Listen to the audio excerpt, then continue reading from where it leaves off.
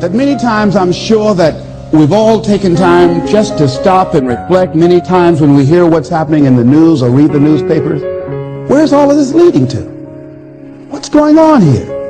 And so I think that now more than ever, we must begin to look at what are the things that we can do that would put us on some firm footing in life, that will enable us to do some things and use some powers that we have, that many of us go through life never ever discovering that we have those things going for us. And part of that, I believe, is knowing what it is your life worth. What is it that gives your life a sense of meaning and purpose?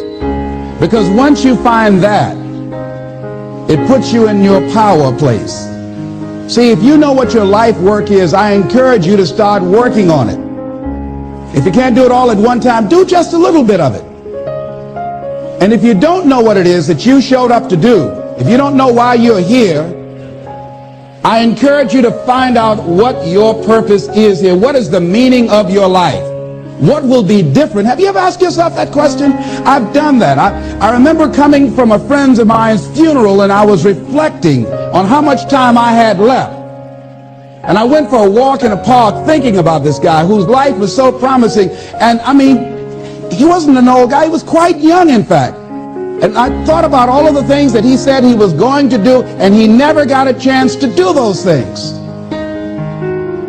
And I started thinking about my own life and how much time I had left to do the things that I would like to do. And at that time, I wasn't sure what my life purpose was, what my life's work was.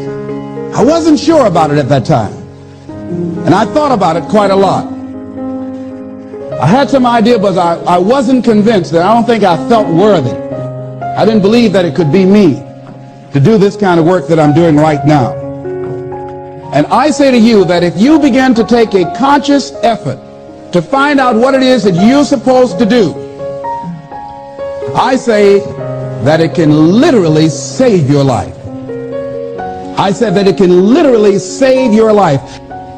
85% of the American public, according to recent studies, are going to jobs that they hate, working on jobs that do not challenge them. They get sick thinking about going. Because, see, when you go to a job and you already know how far you can go, you can already see that proverbial glass ceiling. See, when you're going someplace and you already know how much you're going to make, you already know how far you can go, you're in a dead-end position. It erodes your self-esteem. It lowers your sense of yourself. It creates some inner turmoil. It creates an emptiness in you. So I say that your life is worth finding what it is that you're supposed to do. And I'm not saying quit your job. I'm saying find it and do just a little bit of it. Just start working at it just a little bit. But do find out what your work is and hold on to it, and don't let your dream go. Don't let it go. See, and here's something else I want you to begin to look at. Why is it that most people don't pursue their dreams or don't do better than what they're doing if they're capable of doing it? I think that many of us don't go the next step because we don't know what to do yet. And I say that the reason that we don't even explore the possibility of what to do is because subconsciously we don't believe that it can happen for us, and we don't believe that we deserve it. Here's something else. Most people are not living their dreams because of fear, ladies and gentlemen. Fear, limited vision, and lack of self-esteem is what keep most people doing things they don't want to do. That is an illusion that we create in our mind. It is a state of mind that can be changed. So let's look at how we can begin to take some steps to restructure that fear, to begin to expand our visions of ourselves, to begin to increase our self-esteem. Webster said that self-esteem means confidence and satisfaction in oneself. The same reason that people stay in relationships where they're abused or they're unhappy or it's unfulfilling, they can't see themselves beyond that relationship. They can't see themselves enjoying life without that person. They think that this is all that they can do. The same reason that people get stuck at a certain level in life, they can't see things being better for them. And they think that this is it and this is all they deserve. This is all they've ever seen. It's been passed on to them. And they think that this is it for them. Oh no. I was looking what Dr. Blanton, Smiley Blanton, who is a colleague of Dr. Norman Vincent Peale, what he said about fear. He said, fear is the most subtle and destructive of all human diseases. Ladies and gentlemen, fear kills dreams. Fear kills hope. Fear put people in the hospital. Fear can age you. Fear, ladies and gentlemen, can hold you back from doing something that you know within yourself that you're capable of doing, but it will paralyze you. And it seemed like you're in a hypnotic spell. And I ask you a question, what is the benefit? What's the benefit of allowing fear to hold you back? What's the benefit of giving up on yourself, of not stepping out on life and taking life on? What is the benefit for you? What's the plus in that? It's one of the things I had to ask myself. So I didn't want to make any mistakes. I wanted everybody to like me. I wanted to be perfect the first time I did something. It's not going to happen. You're going to make some mistakes. You're going to hurt some folks' feelings. You're going to create some enemies whenever you decide that you want to begin to take life on. You've got to ask yourself, how long am I going to allow this to hold me back? I like what Zig Ziglar says. He said, fear is false evidence appearing real. So here's what I'm suggesting. How much time do you spend working on you?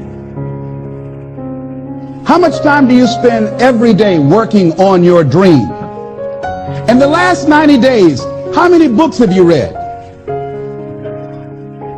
In the last year, what new skill or knowledge have you acquired? What kind of investment have you made in you? Look at your life right now.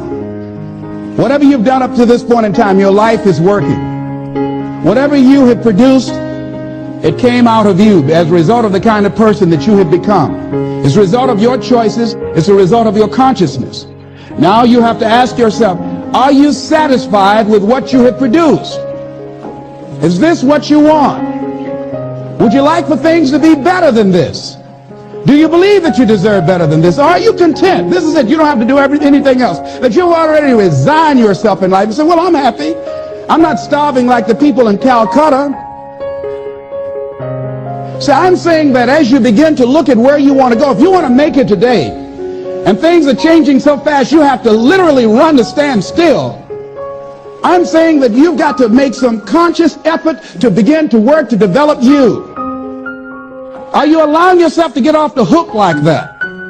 Or do you believe somewhere in the back of your mind or in your heart that there's some other great work for you to do? There's something else that life has for you. And that's why you're here. How do we handle this fear factor? How do we increase our self-esteem? You have to begin to fortify yourself. How do we do that? I believe that you have to begin to consciously monitor your inner conversation and start talking to yourself. Start building yourself up. Sometimes the only good things you will hear about you are the things that you say to you. So I'm saying learn to be your own booster. Start building yourself up. Start encouraging yourself.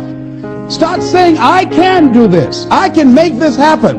When I started thinking about becoming a speaker, I said, yes, I can do this. I can make this happen. When I start trying to convince myself I can be a businessman after flopping and failing and losing thousands of dollars and feeling stupid and dumb and having people take advantage of me because of what I didn't know. I had to talk to myself because people were saying to me that I was dumb. And somewhere in the back of my mind, I was saying, you're right. Look at what I've done. I had to say, no, Les. Hey, come on, man. Get yourself together. You can handle this. You just haven't figured it out yet. It's all right. This is your training period. This is the tuition you have to pay for what you don't know. You can do this. Other people have done it. It doesn't take an Einstein. Get you some people that can teach you some stuff that you don't know. Get you some people that have done it successfully and learn from them. Take some seminars, workshops, read some books on how to manage a business. Change the way you see yourself and begin to tend to the personal details. Understand that nobody's going to take care of your business better than you.